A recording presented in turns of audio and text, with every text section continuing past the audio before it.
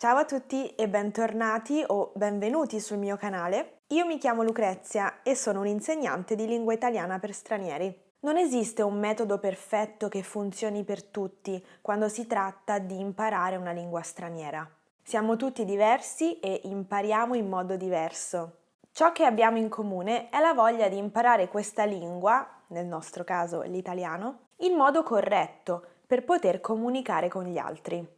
Se mi seguite da un po' di tempo già sapete che secondo me la strategia migliore è di tutto un po', con equilibrio. Potrei parlare per ore di questo argomento, prendendo anche spunto dalla mia esperienza come studentessa di altre lingue straniere. Ma quale miglior fonte di consigli se non ragazzi e ragazze che ogni giorno studiano l'italiano? Parlerò quindi con alcuni dei miei studenti e chiederò loro di parlarci di come studiano l'italiano. Oggi sono qui con Kyle. Ciao a tutti, sono Kyle, sono di New York, faccio l'attore e sono contento di essere qua. Anche io sono contenta che tu abbia accettato di fare questa chiacchierata con me oggi, perché comunque non tutti vogliono mettersi su YouTube. Ah, questo va su YouTube? Ok, ho cambiato idea. La prima domanda che faccio un po' a tutti, però che mi incuriosisce sempre, è come hai iniziato a studiare l'italiano? Cioè, che cosa ti ha attirato verso questa lingua? Uh, è una bella domanda perché la cosa che mi ha attirato, è stata la gente italiana. Dal mio primo viaggio in Italia nel 2007, quasi dalla prima conversazione che ho avuto con un italiano, mi sono innamorato con la gente italiana, è vero. Ho deciso in quel viaggio di imparare la lingua perché volevo comunicare nella vostra lingua, perché fare una conversazione in inglese non era sufficiente. No, la gente italiana ha una curiosità, è una specie di innocenza che mi piace tanto, ma è stato solo 5 anni fa che ho deciso di impararlo seriamente. Dopo essere andato 3 volte in Italia, ho deciso di studiarlo seriamente. È stato facile, iniziare a studiare l'italiano dall'altra parte dell'oceano? Cioè, mi viene in mente per esempio la disponibilità di materiali, di libri o di persone con cui esercitarsi a parlare. Com'è stato, l'inizio? All'inizio è stato facile per trovare i materiali per imparare, perché c'erano molti siti web che ho usato, ma quando sono andato a Lecce, era la prima volta che ho passato un po' di tempo in Italia. Sono stato lì per 2 mesi e ho incontrato belle persone che ora considero amici e quando sono tornato in America, parlavo sempre con loro su WhatsApp, con messaggi, anche chiamate e questo mi aiutava tanto. Tu sei più una persona, che ha bisogno di un libro, a cui piace la grammatica, oppure no? Come studi? Sì, io sono una persona visiva, quindi devo vedere le cose per impararle. Un libro di grammatica mi aiuta molto, ma ogni giorno o ascolto o parlo italiano. Appena mi sveglio, quando sto preparando il colazione, in realtà guardo i tuoi video su YouTube e posso capire quello che dici, parli in modo chiaro, è estremamente utile per me. A volte anche io rispondo, anche se non mi possa sentire, ma Tipo: Uhm "Ah sì, che avete mangiato oggi? Scrivetelo nei commenti." "Ma oggi ho mangiato questo." Esatto.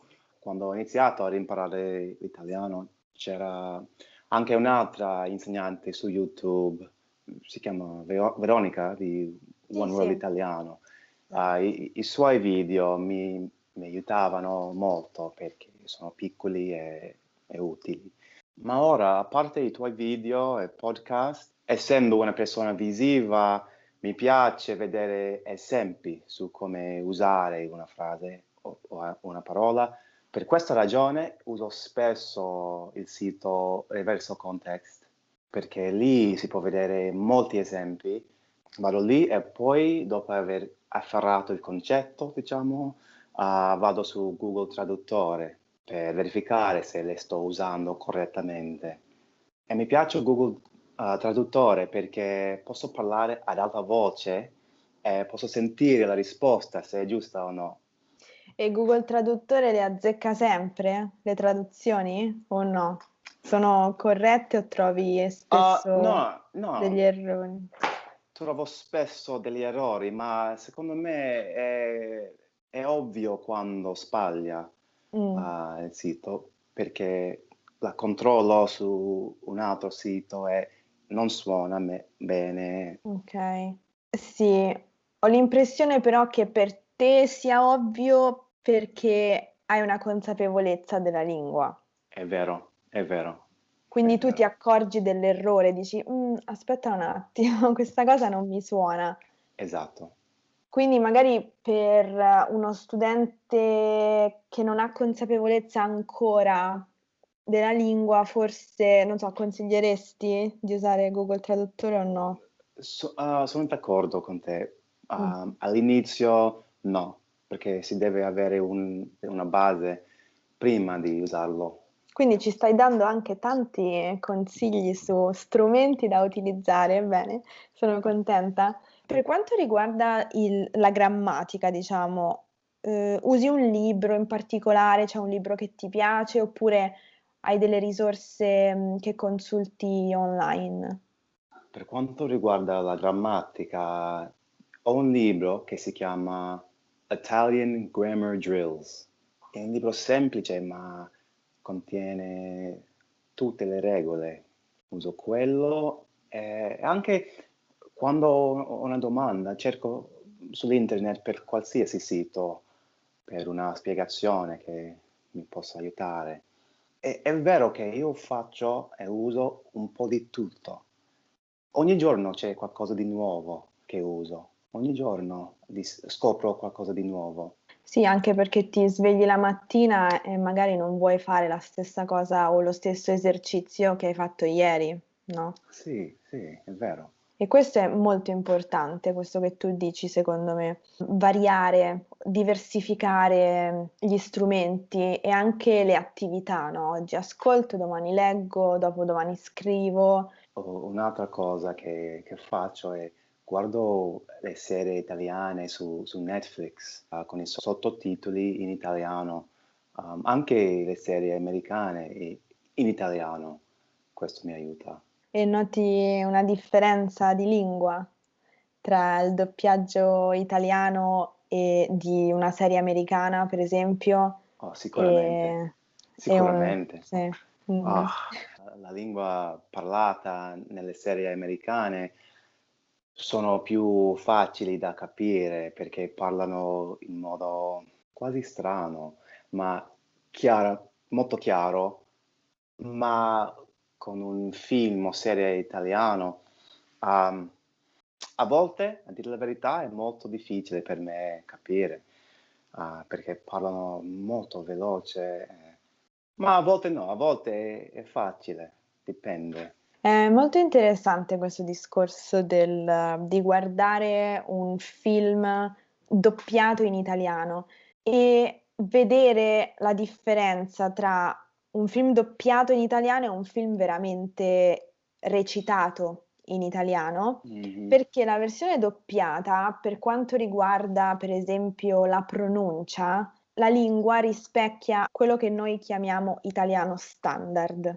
perché i doppiatori hanno studiato la dizione, parlano perfettamente senza accento regionale. Invece in un film recitato in italiano, magari anche per caratterizzare il personaggio, se la storia è ambientata a Roma, a Milano, a Firenze, i personaggi avranno un accento regionale, magari parleranno o diranno delle frasi in dialetto o in lingua regionale.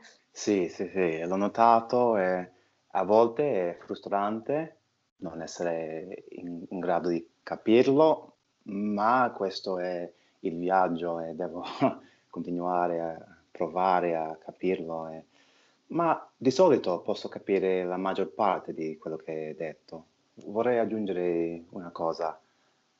Secondo me, per me, la cosa più importante è avere la determinazione e la motivazione. Grazie a Dio, io ho questa passione per la lingua.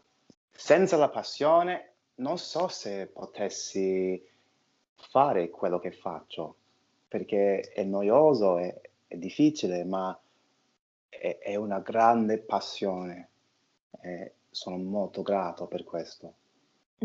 A volte le passioni sono inspiegabili, no, perché hai questa passione? Non lo so, cioè Ah, viene così, naturale appassionarsi a qualcosa. è vero, è vero. E vorrei dire che per noi che stiamo imparando l'italiano è avere una persona come te che è la tua passione per condividere la tua lingua. Sono molto grato di te, perché ogni giorno Mi mi fai piangere! quan- quando mi sveglio, quando mi sveglio, la cosa che voglio fare è imparare e migliorare il mio italiano e vedere qualcuno come te che da quando tu ti svegli, tu vuoi condividerla, è una cosa speciale, sono molto grato. No, sono io grata di avere uno studente come te, veramente, perché, non se ne trovano facilmente. Ah, grazie.